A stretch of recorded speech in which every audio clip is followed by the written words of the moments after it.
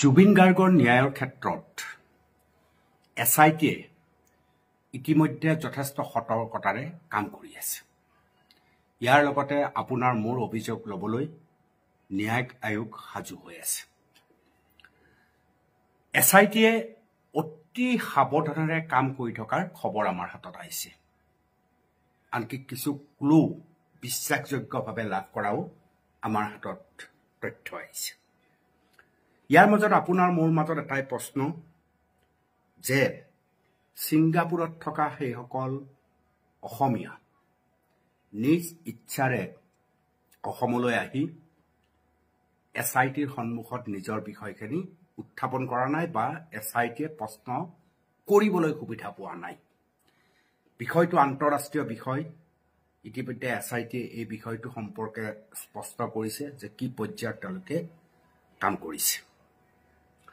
এই সময়খিনিত মোৰ মনত এটা কথা আহিছে, সেয়া হৈছে যে জুবিন গাৰ্গৰ যি ন্যায়ৰ বিষয়টো স্পেচিয়েল ফাষ্ট ট্ৰেক আদালতৰ যোগেদি কৰিব পৰা নাযায় নেকি। স্পেচিয়েল অৰ্থাৎ বিশেষ, অৰ্থাৎ সেইখন আদালতত কেৱল জুবিন গাৰ্গৰ মৃত্যুৰ আঁৰৰ কাৰণেই বিশ্লেষণ হ'ব। পাৰি নে নোৱাৰি?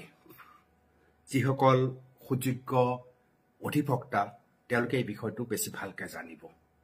মোৰ কেৱল মনলৈ অহা কথাটোহে কৈছোঁ যে ভাৰতবৰ্ষত এনেকুৱা আদালত কেতিয়াবা স্থাপন হৈছে আৰু এই আদালতে যিমান পাৰি সোনকালে ন্যায় দিবলৈ চেষ্টা কৰিছে।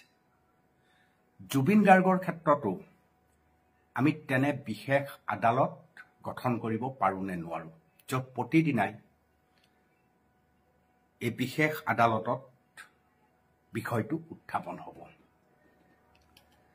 এই বিষয়টোক কেন্দ্ৰ কৰি আমি যিটো আটাইতকৈ ডাঙৰ ফ'কাছ কৰিব লাগে, সেই বিষয়টো কিন্তু আমি ফ'কাছ নাৰাখি ক'ৰবাত আমি উজুতি খাইছোঁ।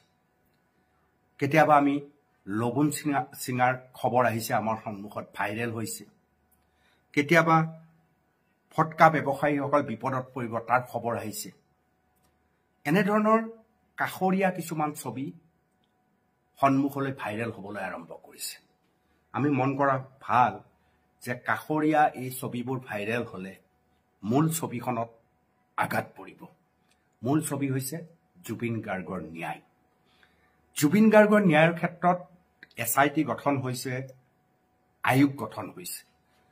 আমি বৰ বেছি হতাশ হোৱাৰো প্ৰয়োজন। আমি কেৱল ন্যায়ৰ অপেক্ষাত জাষ্টিছ ফৰ জুবিন এই শব্দটো লিখি আমি কিছু সময়, কিছু দিন অপেক্ষা কৰাটো প্ৰয়োজন। লগুণ চিঙা বিষয়টো কোনে সমৰ্থন কৰে, কোনে বিৰোধিতা কৰে, সি এটা বেলেগ বিষয়। কিন্তু এনেধৰণৰ বিষয় আহিব নালাগে। এনেধৰণৰ বিষয়বিলাকে আমাৰ মূল বিষয়টোৰ পৰা আমাক আঁতৰাই অনাৰ সম্ভাৱনা থাকে। দেৱালীত আমি ফটকা ফুটাবলৈ নিবিচাৰোঁ, কাৰণ আমি সেইটো প্ৰকৃতিৰ লগত সম্পৰ্ক আছে। ফটকাই জৈৱ বৈচিত্ৰ্যত খুব বিৰূপ প্ৰভাৱ পেলায়। চৰাই বৰ কষ্ট পায়, আন জীৱ জন্তুই কষ্ট পায়। আপোনাৰ ঘৰৰ সন্মুখত থকা কুকুৰটোৱে কেনেকৈ বিচনাৰ তলত আহি লুকাই সেয়াও দেখিছে। ফটকাৰ বাবে মাটি অশুদ্ধ হয়, বায়ু প্ৰদূষণ আমাৰ বাবে এক ডাঙৰ সংকট হৈ পৰিছে। গতিকে ফটকা ব্যৱসায়ীসকলে আচলতে এই বিষয়টো সেই ধৰণেও চিন্তা কৰিব লাগে। আৰু জুবিন গাৰ্গ নিজে যিহেতু প্ৰকৃতিৰ বাবে উৎসৰ্গিত এজন মানুহ, গতিকে তেওঁ এই বিষয়টোৰ ক্ষেত্ৰত আমি যি ধৰণে কথা কৈছোঁ সেই ধৰণৰ কথা তেওঁ বহুবাৰ কোৱাৰ ৰেকৰ্ড আছে। ধাম ধুম শব্দ হ'ব, সেই শব্দই চৰাই চিৰিকটিয়ে বৰ কষ্ট পাব। নিজৰ বাঁহটো এৰি চৰাই চিৰিকটি উৰা মাৰে, আন্ধাৰত ইফালে সিফালে খুন্দা মাৰে। এই অসহনীয় দৃশ্য আমি নোচোৱা ভাল। বছৰত এবাৰহে মাত্ৰ আপোনালোকে ফটকা ব্যৱসায় কৰে। এই ব্যৱসায়টো একেবাৰে নোহোৱা কৰি ব্যৱসায়টো বেলেগ ধৰণৰ কৰ্মলৈ লৈ যাব পাৰি নেকি ভাবিব। কাৰণ পাৰিপাৰ্শ্বিকতাৰ বাবে কিছু ত্যাগ আমিও কৰাৰ প্ৰয়োজন আহি পৰিছে। তাতে জুবিন গাৰ্গে ন্যায় পোৱা নাই।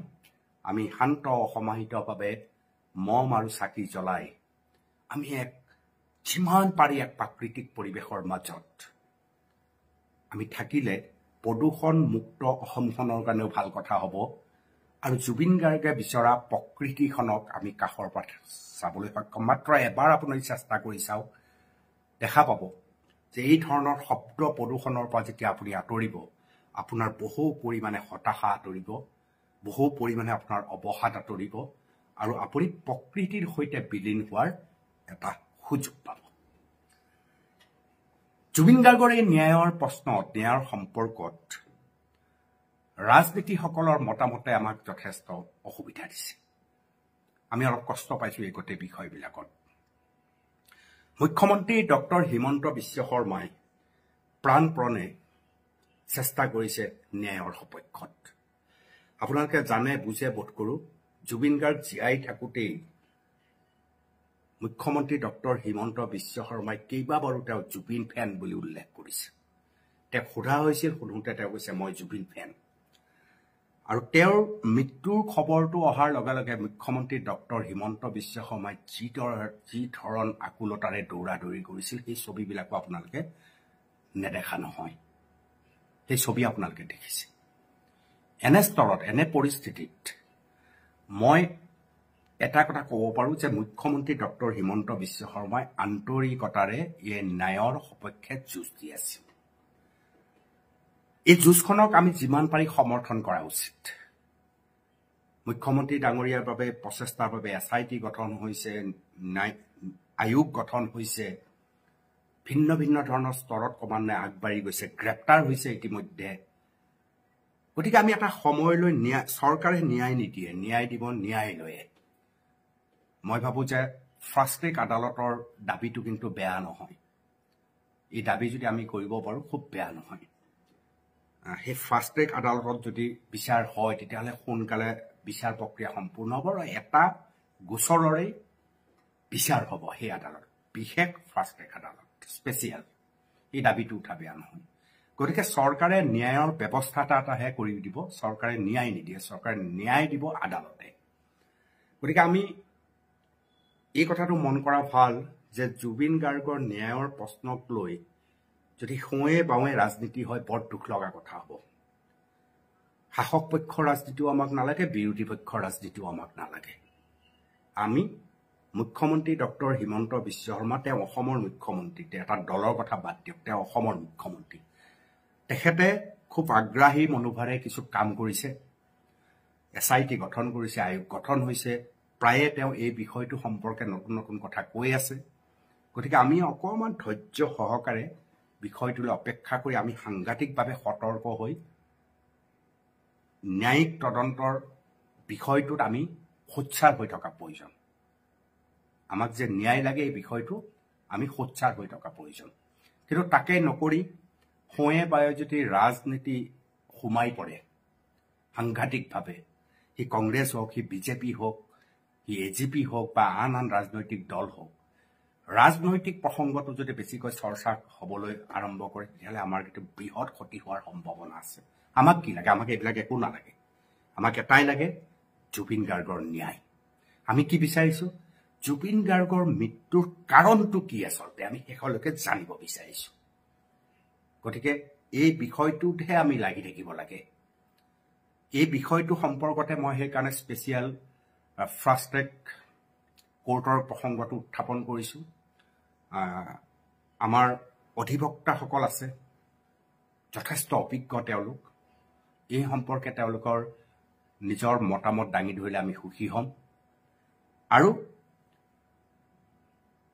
যি SITয়ে আগ্ৰাহী মনোভাৱেৰে কাম কৰি থকা আমি দেখিছোঁ মই আশাহীন হোৱা নাই মই তেওঁ আশা যে ক'ৰবাত এটা পথ খুলিব আমি গৈ আমি বিচৰা ধৰণে খবৰটো আমাৰ হাতলৈ আহিব লগতে আয়োগ যিহেতু আছে আমি যিকোনো মানুহ গৈ তাত আমাৰ হাতত যদি কিবা আছে আমি ক'ব পাৰোঁ কিন্তু আমি যদি এই জুবিন গাৰ্গৰ ন্যায়ৰ বিষয়টোক লৈ আমি যদি এটা অস্থিৰ পৰিস্থিতিৰ সৃষ্টি কৰোঁ আমি যদি এক অগণতান্ত্ৰিক পৰিৱেশৰ মাজলৈ যাব খোজোঁ তেতিয়া কিন্তু প্ৰথম জুবিন গাৰ্গেই কষ্ট পাব জুবিন গাৰ্গৰ ন্যায়ত কিন্তু আটাইতকৈ ডাঙৰ বাধা হ'ব এইটোত আমি প্ৰত্যেকজন অসমীয়া মানুহ সতৰ্ক হোৱা প্ৰয়োজন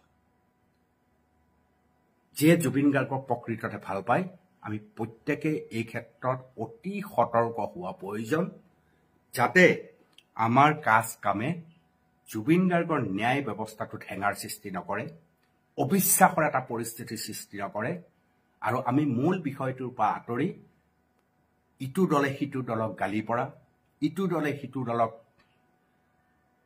যিমান পাৰি ক্ষতি কৰা, এই ধৰণৰ পৰিৱেশ আৰু পৰিস্থিতিলৈ নাযায়। কাৰণ ৰাজনীতিৰ পৰা বহু আঁতৰত জুবিন গাৰ্গ, আৰু জুবিন গাৰ্গে কৈ থৈছে পলিটিক্স নকৰিবা বন্ধু।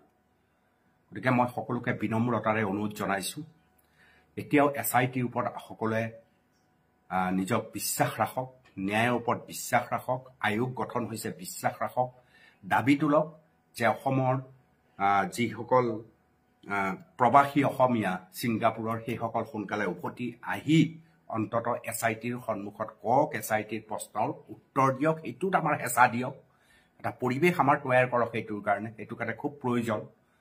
আৰু আমি এই লগুণ চিঙা ফটকা ব্যৱসায়ীৰ মন্তব্য, এই সৰু সৰু কথাৰ পৰা আমি আঁতৰি থাকিব লাগে। মই ফটকা ব্যৱসায়ীসকলক অনুৰোধ জনাইছোঁ, প্ৰকৃতিৰ বাবে বোমা ফটকা কেতিয়াও ইতিবাচক বস্তু নহয়। জুবিন গাৰ্গৰ ন্যায়ৰ কথাটোতো তাত আছেই, তাৰ লগত প্ৰকৃতিয়ে বৰ কষ্ট পায়, চৰাই চিৰিকটিয়ে কষ্ট পায়, জীৱ জন্তুৱে কষ্ট পায়, মাটি বেয়া হয়, বায়ু প্ৰদূষণ হয়। ভাবকচোন আপোনালোকৰ সেই ব্যৱসায়টো এবছৰত এবাৰহে চলায়, সলনি কৰিব পাৰি নেকি ব্যৱসায়টো? এনেও বৰপেটাৰ এই ব্যৱসায়টো এটা আমাৰ পৰম্পৰাগত ব্যৱসায়। বিয়া সবাহত বোমা ফটকা ফুটোৱা হৈছিল, চাকি জ্বলোৱা হৈছিল, এই কথাবিলাক আমি জানো। কিন্তু আমি এই সুবাদত, এই পৰিস্থিতিতে আমি যদি প্ৰকৃতিৰ সৈতে সম্পৰ্ক কৰিব লাগে, তেতিয়াহ'লে আপুনি, মই, আমি প্ৰত্যেকেই ত্যাগ স্বীকাৰ কৰিবলৈ সাজু থাকিব লাগিব। প্ৰকৃতিয়ে ভাৰসাম্য হেৰুৱাইছে, পাৰিপাৰ্শ্বিকতাৰ বাবে ডাঙৰ প্ৰশ্ন আহিছে, আৰু জুবিন গাৰ্গে প্ৰকৃতিক প্ৰাণ ভৰি ভাল পাইছিল। সেইবাবে আমি পাৰিলে আকৌ সেই চাকিৰ সময়লৈ উভতি আহিব লাগে। এয়া বৰ প্ৰয়োজনীয় কথা। আৰু তেতিয়া চাব প্ৰকৃতিয়ে আমাক কেনেধৰণে দুহাত মেলি দিব। আশা কৰোঁ ফটকা ব্যৱসায়ীসকলেও এই কথাষাৰ উপলব্ধি কৰিব। পৰিৱেশ আমিয়ে তৈয়াৰ কৰিব লাগিব, ইয়াৰ বিকল্প নাই।